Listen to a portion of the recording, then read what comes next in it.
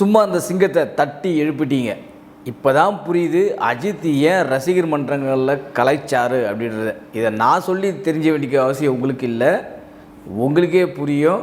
S, Mankatha rerelease ஜனவரி 23 அன்று தமிழகத்தில் மட்டும் இல்லை, எல்லா ஊர்கள்லேயும் எல்லா மாநிலங்கள்லேயும் எல்லா நாடுகள்லேயும் அந்த படத்தை வந்து சன் பிக்சர்ஸ் நிறுவனம் நேரடியாக வெளியிட்டிருந்தாங்க. இந்த படம் ரீரிலீஸ் பண்ணாலும் பண்ணாங்க, ஏதோ அழகர் ஆற்றுல இறங்கின மாதிரி எல்லா ஊர்லேயும் அழகர் ஆற்றுல இறங்கினா எப்படி இருக்கும் அந்த மாதிரி ஒரு நிகழ்வை பொண்ணு பிரித்து மேய்ச்சி விட்டுட்டாங்க. இந்த இது சொல்லுவாங்கள்ல, நாங்கள் வந்து யார் வம்புக்கும் போக மாட்டோம், ஆனால் என்னை தேடி வந்தீங்க, உங்களை நாங்கள் சும்மா விட மாட்டோம் அப்படின்ற மாதிரி தான் இது கதை. ரஜினிகாந்த் கூட ஒரு படத்தில் டைலாக் சொல்லுவார், சும்மா அந்த சிங்கத்தை தட்டி எழுப்பிட்ட அசோக், இந்த நாள் உன் காலண்டரில் குறித்து வச்சுக்க அப்படின்ற மாதிரி. இப்போவும் சொல்கிற ஜனவரி 23, 2026 கோலிவுட்டில் இருக்கிற எத்தனை முன்னணி நடிகர்களெல்லாம் இருக்கட்டும், எத்தனை பெரிய பிளாக் பஸ்டர் படங்களை கொடுத்தாலும் ஓகே, இந்த நாளை நீங்கள் உங்கள் வாழ்க்கையில் மறக்கவே முடியாத நாள். ஏன் இதை அப்படி சொல்கிறேன்னா, இந்த மங்காத்தா ரீலீஸால் என்னென்ன அலப்பறைகள், அமர்க்களங்கள், அட்டகாசங்கள் ஒரு சின்ன ஒரு தொகுப்பாக நான் எடுத்து வச்சுருக்கேன். சரி, பல விஷயங்கள் இருக்குது, இது வந்து சொல்லிகிட்டே போகணுன்னு வச்சுங்களேன், ஒரு நாள் முழுக்க வீடியோ பேசினா கூட பத்தாது. அந்த அளவுக்கு வந்து அவ்வளோ அலப்பறைகள், அமக்களங்கள், அட்டகாசங்களை போட்டு நவுத்திருக்கானுங்க இந்த அஜித் ரசிகர்கள். இல்லை, அஜித் வீர் கொண்ட வெறியர்கள் அப்படின்னு தான் சொல்லணும் இவங்களை பார்த்தா. எங்கடா இருக்கீங்க நீங்கள்லாம்? எனக்கு சத்தியமாக புரியலைங்க. எங்கே தான் இருக்கீங்க நீங்கள் எல்லாருமே? இந்த உலகத்தில் தான் இருக்கீங்களா? எங்கே என்ன பண்ணுறீங்க? ஒன்றுமே புரிய மாட்டேங்குது எனக்கு. எங்கே ஒரே சொல்லுவாங்கள்ல, ரியாலிட்டி, கிரவுண்ட் ரியாலிட்டின்னு ஒன்று சொல்லுவாங்க, தெரியல உங்களுக்கு? என்ன தான் நீ வெளிப்படையாக வந்து நான் பெரியவன், நீ பெரியவன், நான் தாண்டா உச்சம், நீ தாண்டா உச்சம், என் படம் தாண்டா வசூல் அதிகம், என் படம் தாண்டா வசூல் அதிகம், இங்கே ஒரு கும்பல் சுற்றிட்டு இருந்தால் கூட கிரவுண்ட் ரியாலிட்டின்னு ஒன்று இருக்குது. இந்த சமூக ஊடகங்களில் பார்த்தீங்கன்னு வச்சுக்கலாம், இந்த படத்தோட வசூல் போடுவானுங்க, அந்த படம் இங்கே தாண்டிச்சு, இந்த படம் இவ்வளோ டிக்கெட் இருந்துச்சு, ஆட்சி பூச்சின்னுவானுங்க. ஆனால் கிரவுண்ட் ரியாலிட்டின்னு ஒன்று இருக்குது. அந்த கிரவுண்ட் ரியாலிட்டி யாருக்கு தெரியும் பார்த்தீங்கன்னா, அந்தந்த திரையரங்க உரிமையாளருக்கு தான் தெரியும், இந்த ஏரியா டிஸ்ட்ரிபியூட்டருக்கு தான் தெரியும் ஒவ்வொரு படமும் என்ன ஷேர் பண்ணியிருக்கு, இது பண்ணியிருக்கு. அந்த மாதிரி உண்மை நிலவரம் என்ன, தமிழ்நாட்டிலேயே உண்மையிலே உச்சத்தில் இருக்கிறது யாருன்றதை இந்த ஊர் உலகத்துக்கே காட்டியிருக்கானுங்க அஜித் ரசிகர்கள். எஸ், நிறைய விஷயங்கள் நடந்திருக்குங்க. மங்காத்தாவை பற்றி எக்கச்சக்கமான விஷயங்கள் நடந்திருக்கு. அதில் ஒரு சில விஷயங்கள் மட்டும்தான் நம்ம நோட்ஸ் இருக்குது. ரொம்ப வந்து நான் பார்த்ததுலேயே ரொம்ப வியந்து பார்த்த விஷயம் இதுதான். சரிங்களா? என்னென்னா, முதல்ல சொல்கிற நல்லா கேட்டுங்க. இந்த செலிப்ரேஷனை கண்ட்ரோல் பண்ண முடியாமல், அதாவது அன்கண்ட்ரோல்டு ஃபேன்ஸ், அதாவது இந்த செலிப்ரேஷனை கண்ட்ரோல் பண்ண முடியாமல் தமிழகத்தில் கிட்டத்தட்ட 50-60 சென்டருக்கு மேலே போலீஸ் ப்ரொடெக்ஷன் கொடுத்துருக்காங்க. அதாவது நான் ஸ்க்ரீனுக்குள்ளே, தேட்டருக்கு வெளியே தான் நம்ம போலீஸ் ப்ரொடெக்ஷன் கொடுத்து பார்த்துருக்கோம், ஆனால் தேட்டருக்கு உள்ள ஸ்க்ரீன்ஸுக்குள்ளே அவ்வளோ போலீஸ் ப்ரொடெக்ஷன்ஸ், பவுன்சர்ஸு, இது எல்லாத்தையும் வந்து நிற்க வச்சுருக்காங்க. இந்த படத்துடைய செலிப்ரேஷனை கண்ட்ரோல் பண்ண முடியல சார், தயவுசெய்து வாங்க சார் அப்படின்ற மாதிரி கெஞ்சி கூத்தாடி திரையரங்க உரிமையாளர்களே கூப்பிட்டுருப்பாங்க பொழுது. அந்த அளவுக்கு வந்து அன்கண்ட்ரோலபிளில் அவ்வளோ செலிப்ரேஷன் நடந்திருக்கு. அடுத்தது ஒரு விஷயம் பார்க்க போனால், நம்ம பொதுவாக வந்து ஒரு மிகப்பெரிய நடிகருடைய படம் ரிலீஸ் ஆகுதுன்னா எங்கே போவோம் தெரியும்ல உங்களுக்கு? ஒன்று வந்து செலிப்ரேஷன் பண்ணுற தேட்டர் தான் நம்ம போவோம். மல்டிப்ளெக்ஸும் படம் பார்ப்பாங்க, ஆனால் மல்டிப்ளெக்ஸ் பார்த்தா அழகாக வந்து சும்மா கை தட்டிட்டு விசில் அடிச்சுட்டு வந்துடுவாங்க. ஆனால் எனக்கு தெரிஞ்சு தமிழ் சினிமா வரலாற்று, ஏன் இந்திய சினிமா வரலாற்றிலேயே மல்டிப்ளெக்ஸ் திரையரங்கெல்லாம் அமர்க்களம் பண்ண ஒரே திரைப்படம் மங்காத்தா. அதுவும் புது படம் இல்லை, ரீலீஸ். எந்தெந்த தேட்டரில் என்னென்ன கூத்துக்கள் நடந்துருக்குன்னு பாருங்கள். VR mall, Chennai VR mall, Chennai Sathyam theatre, Chennai Kasi talkies, Chennai AGS cinema, Chennai PVR, Chitlapakkam Varadaraja. இந்த தேட்டரில் எல்லாமே மல்டிப்ளெக்ஸ் தேட்டர்கள், சிங்கிள் ஸ்க்ரீன் கிடையாது, செலிப்ரேஷன் பண்ணுற தேட்டர்ஸ் கிடையாதுங்க இதெல்லாம். இது வந்து எனக்கு தெரிஞ்சு எடுத்தது. இன்னும் இது இல்லாமல் எவ்வளோ தேட்டருக்கு இருக்குன்னு நமக்கு தெரியாதுங்க. இந்த தேட்டரெல்லாம் ஸ்க்ரீனுக்கு முன்னாடி போய் டான்ஸ் ஆடி ஆரவாரம் பண்ணி பேப்பரை பறக்க விட்டு, இதெல்லாம் வந்து சத்தியமாக மல்டிப்ளெக்ஸில் படம் பார்த்த எவனுக்குமே பார்த்துருக்க மாட்டான். டேய், இது மல்டிப்ளெக்ஸ் தேட்டரா, என்னடா நீங்கள் ஏதோ சிங்கிள் ஸ்க்ரீனு இல்லை செலிப்ரேஷன் தேட்டர் மாதிரி ஃபேன்ஸ் போட்டு மாதிரி அவ்வளோ என்ஜாய் பண்ணுறீங்க அப்படின்னு தேட்ரு ஓனர்களே வியந்து பார்த்துருப்பாங்கன்னு நினைக்கிறேன். எனக்கு தெரிஞ்சு உண்மையை சொல்லப்போனால் தேட்ரு ஓனர்களே வியந்து பார்த்துருப்பாங்க உண்மையை சொல்லப்போனால். அந்த அளவுக்கு மல்டிப்ளெக்ஸ்லேயும் பிச்சு உதறிருக்காங்க. சரி இங்கே தான்ப்பா, சென்னை தானேப்பா, சென்னையில் எப்பவுமே கூட்டங்கள் நிறைய இருக்கிறது, தமிழ்நாட்டில் அதிக மக்கள் தொகை கொண்ட நகரம் அப்படின்ற மாதிரி இருக்கும். சரி ரைட்டுப்பா. வெளியூரில் கூடமா சேலம் ஏஆர்ஆர்ஸ் மல்டிப்ளெக்ஸு பிரித்து மேய்ஞ்சிட்டாங்க. மதுரை கோபுரம் சினிமாஸ் அடித்து உதறி தள்ளிட்டாங்க. அப்புறம் வந்து பார்த்திங்கன்னா கோவை கேஜி பிக் சினிமா, இன்னும் கோவையில் இந்த கற்பகம் சினிமா, என்னென்ன தேட்டரில் எல்லா ஊர்லேயும் இப்படி ஒரு திரைப்படத்தை புது படத்தை கூட வந்திருக்காது சார். நீங்கள் முன்னே யோசிச்சு பாருங்கள் சார், எந்தனா ஒரு புது படத்தை கூட இந்த அளவுக்கு செலிப்ரேஷன் இருக்கிற காட்டுங்க. இருக்கும், ஒரு நாள் இருக்கும், 2வது நாள்லாம் பார்த்தா அவன் படம் பார்த்து போய்டும், அவ்வளோதான் சார். 3வது நாள் 2வது நாள் ஏன் 4வது நாள் இன்றைக்கி கூட அவ்வளோ அமக்கலம் பண்ணுறாங்க சார் உட்காந்துக்கிட்டு. ஸோ இப்போ எங்கேனாச்சும் வந்து ஒரு படம் ரிலீஸ் ஆகிட்டு ஒரு 4வது நாள் இந்த அளவுக்கு அமக்கலம் நடக்குமா? நீங்கள் பாருங்கள், படம் நல்லா தான். எனக்கு தெரிஞ்சு சமீபத்தில் குட் பேட் அக்லி நினைக்கிறேன், அந்த படத்துக்கு கொண்டு இந்த பயங்கரமாக அமக்கலம் பண்ணாங்க. ஒரு 4-5 நாள் வரைக்கும் ஓடிச்சு அந்த படம், பயங்கர அமக்கலத்தோடவே ஓடிச்சு ஃபஸ்ட்டு 4 நாளைக்கு. அது கூட இந்த அளவுக்கு இல்லை சார் நிஜமாக சொல்லலாம். அந்த கூட இவ்வளோ ஆர்ப்பாட்டம் இவ்வளோ அமக்கல்லாம் கிடையாது சார் நிஜமாக சொல்ல போனால். அந்த அளவுக்கு வந்து பிரித்து வெளுத்து வாங்கியிருக்கானுங்க அஜித்து. வீறு கொண்ட வெறியர்கள்னு சொல்லலாம். அடுத்த மேட்ரு பாருங்கள், நார்மலாக நம்ம புது படத்துக்கே வந்து எக்ஸ்ட்ரா சார்ஜெலாம் கொடுக்க மாட்டாங்க, ரொம்ப ரேர். ஏதாச்சும் ஒரு ஊரில் எங்கேயாச்சும் ஒரு ஊரில் வந்து பொங்கல் தீபாவளி ரிலீஸ் ஆச்சுன்னா படம் வந்து கண்ட்ரோல் பண்ண முடியல சார், போட்டு கீழே உட்காந்து பார்க்கணுன்னு விட்ருவாங்க. ஒரு ரீலீஸ் படத்துக்கு எக்ஸ்ட்ரா கீழே போட்டு உட்காந்து படம் பார்த்துருக்கானுங்க சார். இதெல்லாம் எந்தெல்லாம் எங்கே போய் சார் நம்ம சொல்ல முடியும் உட்காந்துக்கிட்டு? ஒரு ரீலீஸ் படையாது, சன் டிவிலையும் கேடிவிலையும் போட்டு தேஞ்சு போன ரீலியாது அந்த படத்துக்கு ரீலீஸ் பண்ணுறாங்க. அந்த படத்துக்கு வந்து கீழே உட்காந்து பார்க்குறேன் சார், எக்ஸ்ட்ரா டிக்கெட் எல்லாம் கவர்ற தலைவா, நீ கொடுத்துல கீழே உட்காந்து பார்த்துக்கிற தலைவா அப்படின்ட்டு கீழே உட்காந்து பார்த்துருங்க ஒரு 50-100 பேர் ஒரு தேட்டரில். எந்த இதில் எங்கேயா நடக்குது இந்த மாதிரி அக்குறம் அநியாயம்லாம்? சரி இதுவெல்லாம் விடுங்க, இதுக்கு ஒரு படி மேலே போய் பாருங்கள். ஒரு தேட்டரில் ஆடாமல் ஜெயிச்ச விட பாட்டு ஓடிட்டுருக்கு. பல தேட்டரில் பல மக்களுக்கள் ஒரு குரூப்பாக லேடிஸ் ஆடுறாங்க, ஃபேமிலிஸ் ஆடுறாங்க, என்னென்னவோ பண்ணுறாங்க. ஒரு அம்மாவும் பையனும் அந்த பாட்டுக்கு அதே மாதிரி ஸ்டெப்பு போடுறாங்க. நான் ரொம்ப இந்த செலிப்ரேஷனில் பெண்கள் பண்ண செலிப்ரேஷன், இந்த செலிப்ரேஷன் நான் ரொம்ப விரும்பி பார்த்தேங்க. ஏன்னா ஒரு அம்மாவும் பையனும் அவ்வளோ அந்தளவுக்கு வைப் பண்ணுறாங்க உட்காந்துக்கிட்டு. இதில் என்ன இதில் நம்ம என்ன வேறு உலகத்தில் இருக்கமா அப்படின்ற மாதிரி யோசிக்க தோணுது. எனக்கு சத்தியமாக சொல்கிறேங்க, எனக்கு வேறு உலகத்தில் இருக்கமா அப்படின்ற மாதிரி யோசிக்க தோணுதுங்க இதெல்லாம் பார்க்கும்போது. சரி இதெல்லாம் இப்படி ஒரு பக்கம் இருந்தால், அடுத்து இன்னொரு பக்கம் என்னென்னா, சென்னையில் வந்து ஏஜிஎஸ் காம்ப்ளெக்ஸ்னு ஒன்று உங்களுக்கு தெரியும் நினைக்கிறேன். அவங்க எந்த ஹீரோவுக்கு ஆஸ்தா வந்து நிறைய விஷயங்கள் போடுவாங்க, நிறைய விஷயங்கள் பண்ணுவாங்கன்றது உங்களுக்கே தெரியும். அவங்க தேட்டர்லேயே போய் மாஸ்க் காட்டியிருக்கானுங்க நம்ம அஜித் ரசிகர்கள். ஏஜிஎஸ் மதுரை வாயில், ஏஜிஎஸ் நாவலூர், ஏஜிஎஸ் வில்லிவாக்கம், ஏஜிஎஸ் டி நகர், இந்த எத்தனைலாம் அந்த அம்மையாரே வந்து யோசிச்சிருப்பாங்க, நம்ம வந்து ட்விட்டு போட்ட தப்பு தான், நம்ம வந்து ஒரு தேவையில்லாமல் ஒரு நடிகரை வந்து இது பண்ணோம், ஆனால் இங்கே கிரவுண்ட் ரியாலிட்டி என்னன்றதை இவங்க காமிச்சிட்டாங்கன்னு எனக்கு தெரிஞ்சு அவங்க சத்தியமாக மிரள வச்சுருப்பாங்க. இந்த ரசிகர்கள் என்னடா ரீலீஸ் படத்தை இப்படி அடித்து நவுத்துறீங்க அப்படின்ற மாதிரி அவங்க தேட்டரில் அந்த அளவுக்கு செலிப்ரேஷன் பண்ணுவாங்க. ஏஜிஎஸ் சார் அவங்க உங்களுக்கே தெரியும் சார், அவங்க எந்த நடிகருக்கு ஆஸ்தா போடுவாங்க அந்த நடிகர் தான் உங்களுக்கே டாப் பண்ணுற மாதிரி பேசுவாங்க. இன்றைக்கி தெரிஞ்சிருக்கும் அவங்களுக்கு உண்மையான ரியாலிட்டி யார், உண்மையான மாஸ் யார், உண்மையான உச்சம் யாருன்றது அவங்களுக்கு தெரிஞ்சிருக்கும். உண்மை சொல்லணும் அவங்களுக்கு தெரிஞ்சிருக்கும். இன்னொன்று படம் இந்த போன வருஷம் டாப் 10 படத்தில் என்ன படத்தை முதல்ல போட்டாங்க உங்களுக்கு தெரியும். இப்போ தெரிஞ்சிருக்கும் அவங்களோட ரியாலிட்டி என்னன்றது. மடத்தனமான நம்ம தப்பு பண்ணிட்டோம் அப்படின்றத இப்போ நிறைய பேர் யோசிப்பாங்க. அன்றைக்கி இந்த ஜால்ரா போட்டான்னு பார்த்தீங்கன்னா அவங்களாம் யோசிப்பானுங்க இன்றைக்கி. சரி இதெல்லாம் ஒரு பக்கம் விட்ருங்க, நம்ம தனிப்பட்ட முறையில் பேசணும், நம்ம மங்காத்தாவோட ரீலீஸ் செலிப்ரேஷன் மட்டும் பேசுவோம். இது ஒரு பக்கம் இருக்க, அடுத்த கூத்துக்கள் கேளுங்க. சரி சென்னையா நான் உங்களுக்கு ஒன்று நாங்கள் சலைச்சவங்க இல்லைடா அப்படின்ற மாதிரி பாண்டிச்சேரியில் மொத்த பாப்புலேஷனும் உங்களுக்கு தெரியும் எவ்வளோ இருக்குன்ட்டு.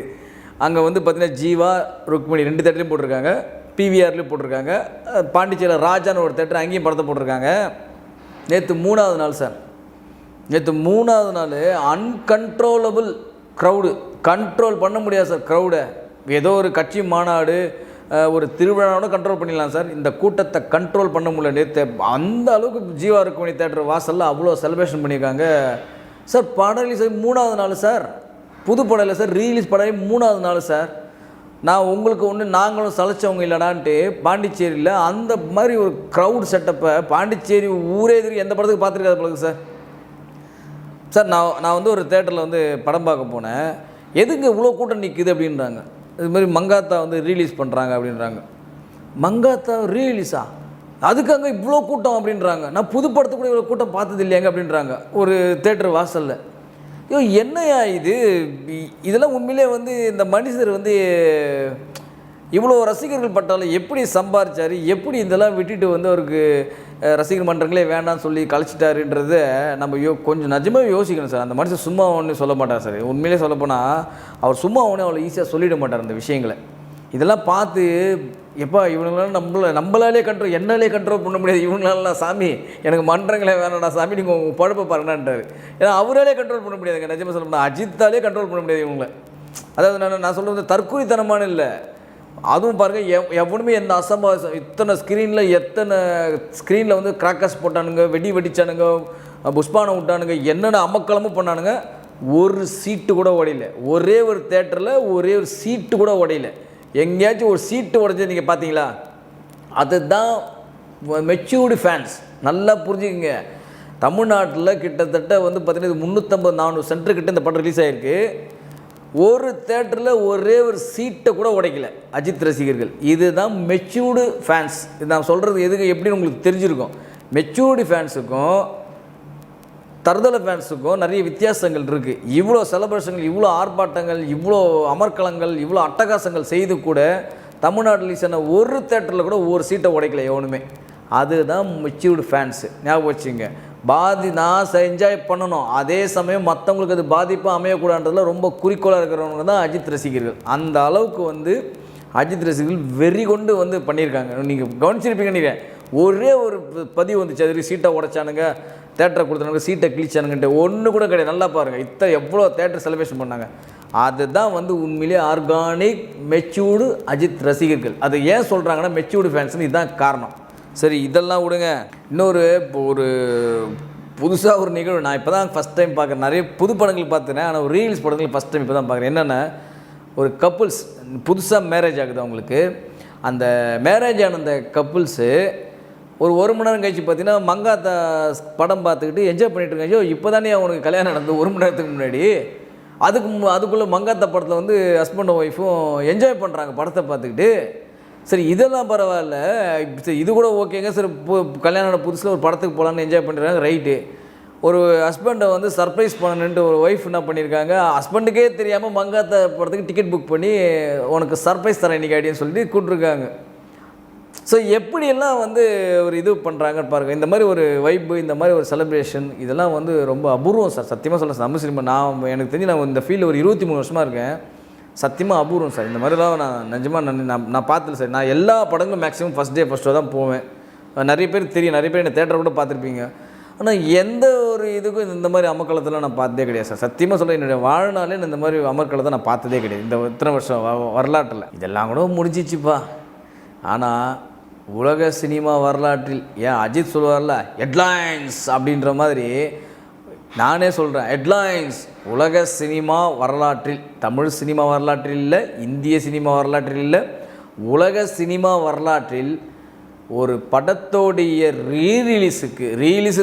ரிலீஸ்னே வச்சுங்க. ஒரு படத்தோடைய ரிலீஸ் டைமில் ஸ்க்ரீனுக்கு முன்னாடி பேரிகார்ட் போட்டு பவுன்சர்ஸை நிறுத்தி, எப்பா சாமி உங்களால் எங்களை கண்ட்ரோல் பண்ண முடியாதா சாமின்னு சொல்லி பேரிகார்ட் போட்டு ஸ்க்ரீனுக்கு முன்னாடி அவன் வந்துடக்கூடாதுன்னு பேரிகார்டெல்லாம் போட்டு படம் ஓடிட்டு இருந்த ஒரே படம் உலக சினிமா வரலாற்றில் மங்காத்தா தான். கோவை கற்பகம் சினிமாஸ்ன்னு நினைக்கிறேன். ஐ திங்க்கு தேட்டர் பேர் ஞாபகம் இல்லை. ஆமாம், கற்பகம் சினிமாஸ் நினைக்கிறேன். ஏன்னா அவனுக்கு அதுக்கு முன்னாடி ஷோவில் பண்ண அம்மக்களது அட்டகாசத்தை பார்த்து, என்னடா பேரிகார்டெலாம் போட்டிருக்கீங்க, ஏதோ கலவரம் நடக்கிற மாதிரி போலீஸ்கள் அந்த நம்ம காவல்துறை அதிகாரிகளாம் பேரிகார்ட் போட்டிருப்பாங்க, அதை தாண்டி வரக்கூடாது அப்படின்றது. இதெல்லாம் நாங்கள் பார்த்ததே இல்லையாடா இது வரைக்கும், இதுவே புதுசாக இருக்கேடா. இது தமிழ் சினிமா உலக சினிமா வரலாற்றிலே இந்த மாதிரி பேரிகார்டெலாம் போட்டு சார் புது படத்தை கூட போட்டதில்லை சார். பேரிகார்டெலாம் போட்டு ஸ்க்ரீனுக்கு முன்னாடி வந்துடக்கூடாது அப்படின்றது என்னங்க நடக்குது? இது எனக்கு புரியல எனக்கு. அது சரி, இங்கே தான் போட்டிருக்காங்கன்னு பார்த்தீங்கன்னா சிங்கப்பூரில் ஒரு தேட்டரில் போட்டிருக்காங்க சார். இங்கே தான் மட்டும் இல்லை, சிங்கப்பூரில் ஒரு தேட்டரில் இதே மாதிரி பேரிகார்ட் போட்டிருக்காங்க. எப்படி இருக்குன்னு கொஞ்சம் யோசிச்சு பாருங்கள். சரி, இதை விட ஒரு முக்கியமான விஷயம் கேளுங்க. நம்ம வந்து அன்றைக்கி படம் ரிலீஸ் ஆன அன்றைக்கி நைட்டு வந்து நம்ம கேளம்பாக்கம் பக்கத்தில் வந்து, அதாவது கேளம்பாக்கம்னு கூட வச்சிங்களேன், ராக்கி சினிமாஸ் தெரியும் நினைக்கிறேன். அங்கே வந்து ஒரு புதுசாக வந்து ஒரு தேட்ரு ஓப்பன் பண்ணியிருக்காங்க. ஒரு 6 ஸ்க்ரீன் ஐ திங்க்ஸ், ஆமாம் 6 ஸ்க்ரீன் கொண்ட ஒரு தேட்டர் வந்து ஓப்பன் பண்ணியிருக்காங்க புதுசாக. இப்போ பொங்கலுக்கு தான் ஓப்பன் ஆச்சு. அந்த தேட்டரில் வந்து எப்பிக் ஸ்க்ரீன், அதாவது வந்து சென்னையிலேயே முதலாக வந்து எப்பிக் ஸ்க்ரீனே வந்து அங்கே தான் ஃபஸ்ட்டு எப்பிக் ஸ்க்ரீனே சென்னையில் கேளம்பாக்கம் ராக்கி சினிமாஸ் அவங்க தான் முதல்ல எப்பிக் ஸ்க்ரீன் அறிமுகப்படுத்தியிருக்காங்க.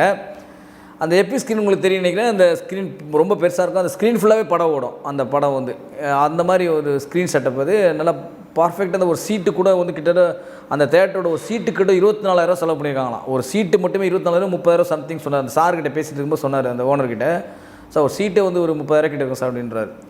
அந்த தேட்டர் வந்து அன்றைக்கி ஃபஸ்ட் டே வந்து போட்டிருந்தாங்க. அன்றைக்கி எல்லா ஷோவுமே ஃபுல் எபி ஸ்க்ரீனில். அந்த evening show I think evening ஷோவுக்கு ஏற்கனவே பண்ண அமர்க்களத்தை பார்த்து, எப்பா சாமி நாங்கள் புது ஸ்க்ரீன்லாம் போட்டிருக்கோம்ப்பா, நீங்கள் என்னப்பா இப்படி பண்ணுறீங்க அப்படின்னு நினச்சி பவுன்சஸ் லைனாக நிற்க வச்சிட்டாங்களாம் அந்த தேட்டர் ஸ்க்ரீனுக்கு முன்னாடி. ஏன்னா எபிக் ஸ்க்ரீன் இல்லை, அவங்களும் எத்தனை லட்சம் எத்தனை கோடி தெரியும் ஒரு ஸ்க்ரீனும். பவுன்சஸ் நிற்க வச்சிட்டாங்களாம் இப்போ ஸ்க்ரீனுக்கு முன்னாடி. ஆனால் பண்ணிட போகிறானுங்க புதுசாக, நம்ம இப்போ தான் புதுசாக தேட்டரே பண்ணிக்க போகிறேன்ட்டு அந்த அளவுக்கு பவுன்சஸை நிற்க வச்சு ரணகலம் படுத்திட்டானுங்களாம். எனக்கு தெரிஞ்சு வந்து மல்டிப்ளெக்ஸ்லாம் டான்ஸ் ஆடி நான் பார்த்ததே இல்லையாடா அப்படின்ற மாதிரி. ஏன்னா பல படங்கள் மல்டிப்ளெக்ஸை பார்த்துக்கோங்க சார். இங்கே இல்லை சார், எந்த ஊர் ஆகணுத்துங்க சார், எல்லாமே இந்த சிங்கிள் ஸ்க்ரீன் டபுள் ஸ்க்ரீன் தான் செலிப்ரேஷன் பண்ணுவாங்க. பல ஊர் ஹைதராபாத், பெங்களூர், நீங்கள் மும்பை எங்கெல்லாம் எடுத்துங்க. ஆனால் மல்டிப்ளெக்ஸில் வந்து அடித்து திம்சம் பண்ண ஒரே படம் இந்த படம் தான் சார். அந்த மாதிரி வந்து அவங்க அவ்வளோ பயந்து வந்து பவுன்சஸ்லாம் போட்டு லைனை நிற்க வச்சு யாரும் உள்ளே வந்துடக்கூடாதுன்றதுக்காக அவ்வளோ இதுவாக க்ரௌடாக அந்த தேட்டர்லேயும் பார்த்தீங்கன்னா நல்லா போய்ட்டுருக்காங்க. இது கோரும் டொக்கில் இருக்கிற தேட்டர் சார் அது மல்டிப்ளெக்ஸ் தேட்டரு. எங்கேயோ ஒரு மூலையில் இருக்கிற தேட்டரில் அவ்வளோ சூப்பராக அந்த படம் வந்து நல்லாவே போயிடுச்சு சார். எபி ஸ்க்ரீன்லாம் எல்லா ஷோவுமே ஃபுல்லு சார். மேக்ஸிமம் 80% 90% வந்துடுச்சு சார் அப்படின்றாரு. அது மங்காத்தா தான் சார் இந்த 4 நாளைக்கு எங்களை காப்பாற்ற அப்படின்றாரு. அந்தளவுக்கு சொல்கிறாங்க. அந்த மேனேஜர் சார்கிட்ட பேசும்போது இதெல்லாம் வந்து எனக்கு தெரிஞ்சு வந்து பார்த்திங்கன்னா இதெல்லாம் வந்து நான் வந்து பேசிக்காக எடுத்தது. இதை இன்னும் நிறைய விஷயங்கள் எடுக்கலாம். மங்காத்தா ரிலீஸை பற்றி இன்னும் நிறைய விஷயங்கள் எடுக்கலாம். எனக்கு தெரிஞ்சு வந்து மங்காத்தா ரிலீஸ் டைமில் கூட இந்த மாதிரி நடந்தது எனக்கு தெரியல சார், ஞாபகம் இல்லை சார் சத்தியமாக. எனக்கு முதல் நாள் மட்டும் இருந்தது நான் கவனிச்சிருக்கேன். ஏன்னா முதல் ஷோவை தான் பார்த்தேன், சென்னை காசி தெரியாங்களே. பட் ஆனால் அடுத்தடுத்த நாட்களெல்லாம் படம் ஹவுஸ்ஃபுல்லாச்சு, இப்போ நல்லா போச்சே தவிர பட் இந்த அளவுக்குலாம் செலிப்ரேஷன் பண்ணாங்களான்றது நிஜமாக என் ஞாபகம் இல்லை. ஏன்னா நானும் அந்த திரைப்படத்தை ஒரு 3-4 வாட்டி தேட்டரில் பார்த்துருப்பேன். ஐ திங்க் வந்து ஆல்பர்ட்டில் ஒரு வாட்டி பார்த்துருக்கேன், தேவி பேடேஸில் ஒரு வாட்டி பார்த்தேன், காசியில் 2 வாட்டி பார்த்தேன். ஸோ பட் ஆனால் இந்த அளவுக்கு வந்து நிஜமாக ஞாபகம் இல்லை. இவ்வளோலாம் அமர்க்கலாம் பண்ண மாதிரி எனக்கு தெரியல. அந்த முதல் நாள் மட்டும் நல்லா பண்ணாங்க, அது எனக்கு ஞாபகம் இருக்குது. ஆனால் ஏன் வந்து இப்போ தான் தெரியுது ஏன் பல திரையரங்க உரிமையாளர்கள் வந்து எந்த ரீல்ஸ் இருந்தாலும் ஒன்றும் இல்லை சார், மங்காத்தா மங்காத்தா அடிச்சிக்க தமிழ் சினிமாவில் ஒரு படமே கிடையாது சார் அப்படின்னாங்க. எதனால் சொன்னாங்கன்றது இப்போ தான் புரியுது. நிஜமாக சொல்றது இப்போ தான் புரியுது. ஏன் பல திரையரங்க உரிமையாளர்கள் வந்து மங்காத்தா ரீல்ஸ் ஆச்சுன்னா அந்த ரீல்ஸ் அடிச்சிக்க படங்கே கிடையாது சார் அப்படின்னாங்க. அது மிகுந்த உண்மை தான். சன் பிக்சர்ஸ் நிறுவனம் இப்போ யோசிச்சிருப்பாங்க, ஏன்னா இது இந்த படத்துக்கு இப்படி ஒரு மிரட்டலான சார், நம்ம படம் ரிலீஸ் பண்ணும்போது கூட இந்த அளவுக்கு இல்லையா சார், அதோடைய இருந்து தான் இவ்வளோ அளவுக்குலாம் இல்லையே, பல மடங்கு அதோடைய 10 100 50 100 மடங்குக்கு மேலே பண்ணுறாங்களே சார். அவ்வளோ ஆர்ப்பாட்டம் அமக்கலாம் அட்டகாசங்கள்லாம் அப்படின்னு சொல்லும்போது அவங்களே யோசிச்சிருப்பாங்க, சே இவ்வளோலாம் இருக்கும்போது நம்ம பேசாமல் அஜித்தை வச்சு நம்மளே ஒரு படம் பண்ணலாம் பழகுது அப்படின்ற மாதிரி யோசிக்கிற நிலைமைக்கு போயிட்டாங்கன்ற மாதிரி செய்திலாம் வருது. சன் நிறுவனமே அடுத்து அஜித்தை வச்சு படம் பண்ணலாமா அப்படின்னு யோசிக்கிறாங்க. இப்போ எப்படி ரஜினி சாருக்கு வந்து கண்டினியூவாக படங்கள் பண்ணிகிட்டு இருக்காங்களோ, அஜித்தையும் நம்ம கண்டினியூவாக படம் பண்ணலாமே பேசாமல். ஏன்னா அவங்க வந்து தயாரித்த ஒரே படம் அஜித்தை அவங்க ஆக்சுவலாக அவங்க தயாரிக்கலை, அவங்க படத்தை எடுத்து வந்து Cloud9 பிக்சர்ஸு நம்ம தயாநிதி அழகிரி சார் அவர்கள் தான் இந்த படத்தை அவங்க ஃபஸ்ட் காப்பி பேஸில் இவங்க விலைக்கு வாங்கி இவங்க தான் ரிலீஸ் பண்ணாங்க வேர்ல்டு வைடு. பட் என்னென்னா இப்போ தான் யோசிப்பாங்க, நம்ம ஏன் அவர் நம்ம அப்ரோச் பண்ணலாமே, ஒரு கட்சி சார்ந்ததுனால படம் பண்ண மாட்டாரோ அப்படின்ற மாதிரி யோசிப்பாரோ அப்படின்ற மாதிரி யோசிக்கிறாங்கன்ற மாதிரி கேள்விப்பட்டேன். பட் என்ன இருந்தாலும் வந்து எனக்கு தெரிஞ்சு இந்த இதெல்லாம் பார்த்து சன் நிறுவனமே மிரண்டு போயிருப்பாங்க. எந்த ஒரு படத்துக்கும் இல்லாத ஒரு அமக்களம். ஏன்னா அவங்க இதை விட பெரிய பெரிய படங்கள்லாம் பண்ணியிருக்காங்க, உங்களுக்கு தெரியும். ஒரு எந்திரன், ஒரு பேட்டை, ஒரு ஜெயிலர், அதை விட பெரிய பெரிய படங்கள்லாம் நிறைய படங்கள் பண்ணியிருக்காங்க அவங்க. அந்தளவுக்கு பண்ண நம்ம படங்களை கூட அந்த அளவுக்கு இல்லையா சார். நம்ம ரிலீஸுக்கு தான் சார் இப்படி பண்ணுறானுங்க, அமக்கலம் பண்ணுறானுங்க. எங்கே சார் இருக்கானுங்க இவனுங்கள்லாம்? எங்கன்னா புதைக்குள்ளே போய்ட்டு ஒளிஞ்சின்னு இருப்பாங்களா? அஜித் படம் வரும்போது இவனுக்கு புதையில விட்டு வெளில வருவாங்களா அப்படின்ற மாதிரி யோசிக்க வச்சுட்டானுங்க. நிஜமாக சொல்கிறேன், அதாவது வந்து தூங்கிட்டு இருந்த சிங்கத்தை தட்டி எழுப்பின கதை தான். எங்கள் கிட்ட வச்சுக்காதீங்க வேண்டாம் அப்படின்ற மாதிரி தான் இருக்குது. நாங்கள் யார் வம்புதுக்கு போக மாட்டேன், என் வழிக்குள்ளே யாரும் வராதிங்க, ஏன்னா என் வழி தனி வழின்ற மாதிரி அஜித் ரசிகர்களோட வழியும் தனி வழி தான், அதில் எந்த மாற்று கருத்துமே இல்லை. அதை மாதிரி இன்னொரு விஷயம் வந்து ஒரு துயரமான சம்பவம் கூட சொல்லலாம். ஒரு துயரமான இல்லை, ஒரு ரொம்ப கஷ்டமான விஷயம் கூட ஒன்று நடந்தது. என்னென்னா காரைக்குடி நினைக்கிறேன், ஐ திங்க் ஏதோ ஒரு தேட்டரில் வந்து நம்ம தாவேக கட்சி சார்ந்த ஒரு நபர் வந்து உள்ளே போய்ட்டு கொடியை காமிச்சிருக்காரு. கொடியை காமிச்ச உடனே பார்த்தீங்கன்னா அவர் வந்து அடித்து தும்சம் பண்ணி அனுப்பிச்சிருக்காங்க. உங்களுக்கு தெரியும், இன்றைக்கி நீங்கள் பார்த்துருப்பீங்க. பட் எனக்கு வந்து பார்க்கும்போது கொஞ்சம் வருத்தமாக தான் இருந்தது. அடித்தது வந்து கொஞ்சம் வருத்தமாக, அவர் வந்து ஒரு ஆர்வத்தில் பண்ணிட்டான் அந்த தம்பி. பட் என்ன இருந்தாலும் வந்து, ஆனால் அதுக்குண்டான இடம் அது கிடையாது. சத்தியமாக சொல்ல, அதுக்குண்டான இடம் அது கிடையாது. நீங்கள் வந்து ஓட்டை கேன்வஸ் பண்ணோம், இல்லை உங்களுடைய பரப்படனா நீங்கள் வெளியில் ரோட்டில் கூட காமிச்சிக்கலாம். ஆனால் தயவுசெய்து வந்து அஜித் படங்கள், அது வந்து அட்டகத்தி தினேஷ் படம் கிடையாது, அது வந்து அஜித்குமார் படம். நீங்கள் வந்து சிவகார்த்திகேயன் பராசக்தி பண்ண மாதிரி நீங்கள் பண்ணலாம்னு நினச்சிட்டு மட்டும் நினச்சிக்காதீங்க. பட் வந்து அது வந்து அஜித்குமாருடைய படம், சரிங்களா? ஏன்னா அஜித்குமாருடைய படங்களோட போட்டி போட அவரே பயப்படுவார். நீங்களாம் எத்தனோண்டு என்னை பொறுத்தவரைக்கும் கேட்டிங்கன்னா, நீங்களாம் எத்தனோண்டு தான் சொல்லுவாங்கள்ல, ஒரு பொட்டு வெடி மாதிரி நீங்கள்லாம் அஜித் படத்துக்கு நடுவில். உண்மையை சொல்ல போனால் அந்த படத்துக்கு நடுவில் போய் நீங்கள் இதுமாதிரி காமிச்சிங்கன்னா எதுக்காகம்மா? பட் நீங்கள் பண்ணது ரொம்ப முட்டாள்தனமான செயல். அதை வந்து எங்கே காட்டணும், எங்கே ஓட்டு கேட்கணும், எங்கே இதுன்றது ஒரு நாகரிகம் இருக்குது. அந்த நாகரிகத்தை ஃபாலோ பண்ணுங்க தயவுசெய்து. நான் இப்பவும் சொல்கிறேன், உங்கள் தலைவனை நீங்கள் பிரபலப்படுத்துன்றதுக்காக தேவையில்லாமல் உங்கள் வாழ்க்கையை நீங்கள் கெடுத்துக்காதீங்க. தயவுசெய்து உங்கள் வேலை வெட்டியை பாருங்கள். ஓட்டு போடுங்க, யாரும் மறுக்கலை. ஓட்டு போடுங்க, உங்களுக்கு பிடிச்ச தலைவருக்கு ஓட்டு போடுங்க, அதெல்லாம் நாங்கள் வேணாம் சொல்லலை. ஆனால் அதுக்கு உண்டான இடமோ நேரமோ காலமோ அந்த இடம் கிடையாது. அது மூலம் தெளிவாக புரிஞ்சிங்க. பட் அவர் அடிக்கும் போது வந்து பார்க்கும்போது எனக்கு கொஞ்சம் கஷ்டமாக இருந்தது. சரி, அது அவர் தெரியாமல் பண்ணிட்டு அவர் மன்னிச்சு கூட வெளியே விட்டுருக்கலாம். பட் இவங்களும் வந்து ஏன் அதை சொல்கிறேன்னா, ஏன்னா இவங்க அந்தளவுக்கு வந்து வம்பு எடுத்திருக்காங்க. அஜித்குமார் ரசிகர்கள் இந்தளவுக்கு எவ்வளோ கொச்சையான வார்த்தைகளை பேசியிருக்காங்க. அப்படியே ஒட்டுமொத்த ஆத்திரம் தான் அதோட வெளிப்பாடு தான். அது என்ன பார்த்தீங்கன்னா அதான் ஃபேக்ட்டு. எங்கள் சாதாரணமாக வந்து இப்போது ஒரு ஃப்ரெண்ட்லியான நடிகர்களாக இருந்தால் தெரிஞ்சிருக்காது. இவனுக்கு வம்பு பண்ணாத இடமும், இவனுக்கு அசிங்கமாக பேசாத இடமும், இவனுக்கு யாரையுமே விட்டு வைக்கல. குடும்பம் முதல் கொண்டு இவங்க அசிங்கமாக பேசுவானுங்க இவனுங்க, சரிங்களா? அதனுடைய வெளிப்பாடு தான். நீங்கள் வாலண்டியராக போய் நீங்களே போய் மாட்டினீங்க. அதனுடைய வெளிப்பாடு தான் அது.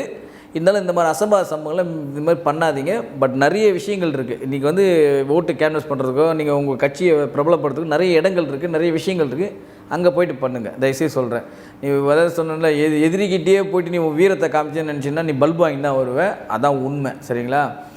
இது வந்து ஒரு கைண்ட் ரெக்வஸ்ட்டாக கூட எடுத்துங்க, என்னோடய ரெக்வஸ்ட்டாக கூட எடுத்துங்க, தாவேக தேர்ந்த நண்பர்கள் சகோதரர்கள்லாம். பட் நிறைய இடங்கள் இருக்குது, நிறைய விஷயங்கள் இருக்குது, இன்னும் நிறைய நாட்கள் இருக்குது. எப்படி பண்ணணுன்றது அங்கே போய் யோசிங்க. இந்த மாதிரி சிங்கத்தோட குகைக்குள்ளெல்லாம் போய்ட்டு நான் கையை விட்டு பார்க்கலாம் போய் பார்க்காதீங்க. சரி, அடுத்தது என்னென்னா, இன்னொரு விஷயம் வந்து நான் பேசணும் சார். ஒரு கோயம்புத்தூரில் ஒரு முன்னணி விநியோகஸ்தர், அவர்கிட்ட பேசினேன். அவர் ஒரே விஷயம் சொன்னார், தமிழ் சினிமா வரலாற்றில் இனிமேல் ஒரு படம் பிறந்து தான் வரணும், இந்த மாதிரி ஒரு ரீலீஸ் ரெக்கார்டு அடிக்கிறது, ரீலீஸ் ரெக்கார்டு இல்லை, ரிலீஸ் ரெக்கார்ட்லேயே அடிக்கிறதுக்கு தமிழ் சினிமா உலகத்தில் ஒரு படம் பிறந்து தான் சார் வரணும் அப்படின்றது. என்ன சார் சொல்கிறீங்கன்னு? கில்லி மொல்லி கில்லி படையப்போ மொத்தத்தையும் அடித்து திம்சம் பண்ணிடுச்சு சார் அந்த படம். சார் கிட்டவே நெருங்க முடியாது சார்ன்ட்டார். ஒரே மங்காத்தா ரீலீஸ் மாதிரி இனிமேல் ஒரு படம் கிட்ட நெருங்கவே முடியான்ட்டார். ஏன் சார் அப்படி சொல்கிறீங்க? ஆமாம் சார், எல்லா நடிகர்களுக்கும் இருந்த மிகப்பெரிய பிளாக் பஸ்டர் படம் வெளியாகிடுச்சு, இதுக்கப்புறம் என்ன சார் படம் இருக்குன்னு கேட்குறாரு. நானும் யோசித்து பார்த்தேன். ஆமாம், விஜய் சாருக்கு வந்து கில்லி ரிலீஸ் ஆகிடுச்சு, துப்பாக்கியும் பண்ணிட்டாங்க, அப்புறம் என்னாச்சு இப்போ இது குஷி அந்த மாதிரி படங்களும் பண்ணிட்டாங்க. வேறு இந்த அளவுக்கு கிரேஸ் எடுக்கிற படங்கள் எதுவுமே இல்லையே. போக்கிரி எல்லாமே படமும் பண்ணியாச்சு சார். ரஜினி சார், அந்த பக்கம் ரஜினி சார்கிட்ட போனேன். ரஜினி சார்கிட்ட போனால் ஆமாம், அவரும் வந்து படையப்பா ரிலீஸ் பண்ணுறாரு, மிகப்பெரிய பிளாக் பஸ்டர் படையப்பா ரிலீஸ் பண்ணுறாரு, மிகப்பெரிய பிளாக் பஸ்டர் பாஷாவே கிட்ட 5-6 வாட்டி மேலே ரிலீஸ் பண்ணிட்டாங்க. அப்போ ஆமாம் சார், வேறு படம், ஆமாம் சார், ரைட்டு சார், வேறு 2 நடிகர்களும் அந்த மாஸ் கிடையாது, 3 பேர் தான் இந்த அளவுக்கு கிரேஸ் மாஸ் இருக்கிறது. ஆமாம் சார், யாருமே இல்லையா சார் அப்படின்னு. ஆமாம், அவர் சொன்ன பற்றி யோசிச்சு பார்த்தா, ஆமாம், தமிழ் சினிமாவில் இனிமேல் இந்த ரெக்கார்டு இந்த மாதிரி இது செலிப்ரேஷன் சத்தியமாக பார்க்க முடியாது சார். சத்தியமாக சொல்கிறேன், இந்த மாதிரி செலிப்ரேஷன் இனிமேல் எந்த படத்துக்கும் பார்க்க முடியாது. நீங்கள் புது படத்துக்கே பார்க்க முடியாது சார். நான் இப்போ அடித்து சொல்கிறேன், புது படங்களுக்கே நீங்கள் பார்க்க முடியாது. இனிமேல்ட்டு வரும் காலங்களில் எந்த ஒரு புது படத்துக்கு கூட இந்த மாதிரி செலிப்ரேஷன் நீங்கள் பார்க்க முடியும். அஜித்தோடைய அடுத்த புது படத்துக்கு இந்த மாதிரி செலிப்ரேஷன் பார்க்க முடியுமான்னு கேட்டிங்கன்னா நிச்சயமாக ஒரு கேள்வி தான். அவர் சொன்னதை வச்சு பார்க்கும்போது இந்திய சினிமா வரலாற்றில் இல்லைங்க, உலக சினிமா வரலாற்று இந்த மாதிரி செலிப்ரேஷன் வரணும்னா இன்னொரு படமான இன்னொரு மங்காத்தாவே பிறந்து வளர்ந்தாதாங்க உண்டு அப்படின்ட்டாரு. இனிமேல் எந்த படமும் இல்லை சார் அப்படின்ட்டார். இனிமேல் எந்த படமும் கோலிவுட்டில் ரீலீஸில் இந்த மாதிரி ஒரு இது காட்டுறதுக்கு படங்களே இல்லை சார், எல்லா நடிகளும் ஆயிடுச்சு சார், இனிமேல் வாய்ப்பே இல்லை சார்ன்ட்டார். அப்போ என்ன தானே படம் பண்ணோம், அப்போ வேறு என்னென்ன இருக்குது அப்படின்னு கேட்டேன். ஒரேன்னு சொன்னார், வெயிட் பண்ணுங்கள் சார், இன்னொருத்தர் இருக்கார், இன்னொரு படமும் இருக்குது சார்னார். யார் சார் அவருன்னு கேட்டேன். இதே அஜித்குமார் தான் அப்படின்னாரு. என்ன படம் சார்னு கேட்டேன். வேதாளம்னாரு. ரைட்டு சார், ஆனால் வேதாளம் இந்த அளவுக்கு ஓடுமான்னாரு. நீங்கள் பொறுத்திருந்து பாருங்கள் சார், இதை விட அவங்க டபுள் மடங்கு மாஸ் காட்டுவானுங்க வேதாளத்துக்கு. அந்த படமும் இருக்குது. இன்னும் 10-15 வருஷம் கழித்து போன வருஷம் ரிலீஸ் ஆன குட் பேட் அக்லியும் இதே மாதம் காட்டணும் சார், நீங்கள் பாருங்கள் சார் அப்படின்றார். ஏன்னா அஜித் வந்து குடும்பங்களை நம்பியோ குழந்தைகளை நம்பியோ மியூசிக் டைரக்டரை நம்பியோ டைரக்டர்களை நம்பியோ படம் பண்ணதாக சரித்திரமே கிடையாது. ஒன்லி ரசிகர்களை மட்டுமே நம்பி படம் பண்ணிக்கிட்டு இருக்க ஒரே நடிகர். குழந்தைகளுக்கு பாட்டு போட்டால் குழந்தைகள் ஃபேன்ஸ் உள்ளே வருவாங்க, பெண்களுக்கு பாட்டு போட்டால் பெண்கள் ஃபேன்ஸ் உள்ளே வருவாங்க, பெண்களை புகழ்ந்து பேசினா பெண்களுடைய ரசிகர்கள் நமக்கு கிடைக்கும், குடும்ப படமாக எடுத்தால் குடும்ப ரசிகர்கள் நமக்கு கிடைக்கும். அனிருத்தை வச்சு தொடர்ந்து 10 படத்துக்கு பாட்டு போட்டு நமக்கு அனிருத்தோட ரசிகர்கள் பாட்டை வச்சு நம்ம ஒரு சில ரசிகர்கள் உள்ளே வருவாங்க. இந்த மாதிரிலாம் அவர் யோசிக்கிறதா சரித்திரமே கிடையாது சார். முழுக்க முழுக்க வெறும் அஜித்தை மட்டுமே நம்பி இருக்கிற கூட்டம் சார் அது. யாரை பற்றி கேர் பண்ணாது, யார் டைரக்டர் யார் ப்ரொடியூசர் ஒன்றுமே கேர் பண்ணாது சார். வெறும் அஜித்துக்காக மட்டுமே இருக்கிற அந்த வெறி கொண்ட கூட்டம் சார் அது. நிச்சயமாக சொல்கிறேன், இந்த படத்துடைய ரெக்கார்டை பீட் பண்ணுறதோ இந்த படத்துடைய செலிப்ரேஷன்லாம் பீட் பண்ணுறதோ இனிமேல் ஒரு படம் பிறந்து கூட வர முடியாது அப்படின்ட்டாரு. எனக்கு தெரிஞ்சு வேதாளமும் இல்லை குட் பேட் அக்லியும் ஒரு 15 வருஷங்கள் ரிலீஸ் ஆகும்போது இதில் ஈக்குவலாக இல்லை சார், ஒரு அட்லீஸ்ட் பாதியாச்சும் கிடைக்கும் சார் அப்படின்ற மாதிரி அவர் சொன்னார்.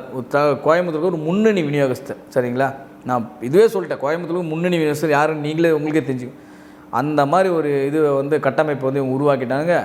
தமிழ் சினிமா இல்லை சார், இந்திய சினிமாவிலே மிரள வைத்த திரைப்படம் இதுதான் சார் அப்படின்ற மாதிரி சொல்கிறாங்க. நிறைய பேருக்கு வந்து இப்போ தெரிஞ்சிருக்கோம் அஜித்குமார் ஏன் ரசிகர் மன்றத்தை கலைச்சார் அப்படின்றத இப்போ நீங்கள் புரிஞ்சிருப்பீங்க. ஏன்னா அஜித்தால் கூட இவங்களை கண்ட்ரோல் பண்ணவே முடியாது.